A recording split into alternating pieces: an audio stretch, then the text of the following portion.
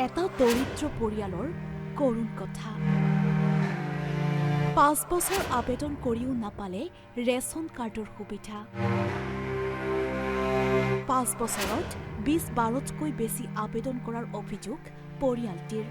যিটো সময়ত চৰকাৰে লাখ লাখ হিতাধিকাৰীক ৰেচন কাৰ্ড বিতৰণ কৰি আছে, সেই সময়তে নাৰায়ণপুৰৰ পিছলা সমবায়ৰ অন্তৰ্গত ৰবৰ চাপৰিৰ নিবাসী জিতু বৰুৱা আৰু পুতুলি বৰুৱাৰ পৰিয়ালে ৰেচন কাৰ্ড লাভ নকৰাৰ অভিযোগ আহিছে। পৰিয়ালটোৱে জনোৱা মতে আজি 5 বছৰে 20-12তকৈও বেছি আবেদন কৰিও ৰেচন কাৰ্ড নাপালে। ইয়াৰ বাবদ পৰিয়ালটোৱে লাভ কৰা নাই কোনো চৰকাৰী আঁচনি। ইয়াৰ বাবে কোন দায়ী?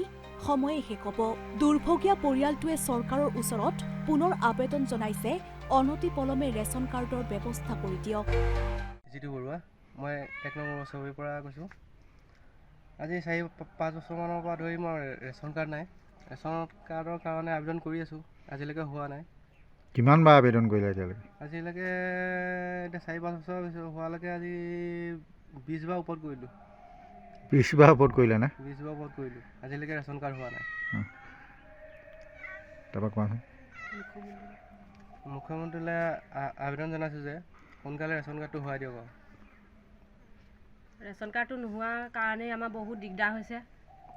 ঘৰ এটাৰ কাৰণেও দিগদাৰ হয়, ছোৱালীজনী পঢ়া শুনাৰ কাৰণেও দিগদাৰ হয়।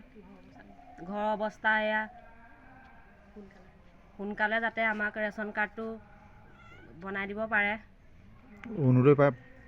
ৰেচন কাৰ্ডৰ কাৰণে অৰুণোদয় পোৱা নাই। কেইবাবাৰো অৰুণোদয় হেৰি কৰিছোঁ বোলে ৰেচন কাৰ্ড নহ'লে অৰুণোদয় নহ'ব বুলি ঘূৰাই পঠিয়াই দিয়ে। ঘৰ এটা নাই, চৰকাৰী একো সা সুবিধা একোৱে পোৱা নাই আজিলৈকে।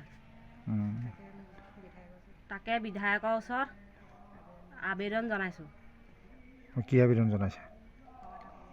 ঘৰ এটা পাবৰ কাৰণে আৰু যাতে ৰেচন কাৰ্ডখন সোনকালে বনাই দিয়ে।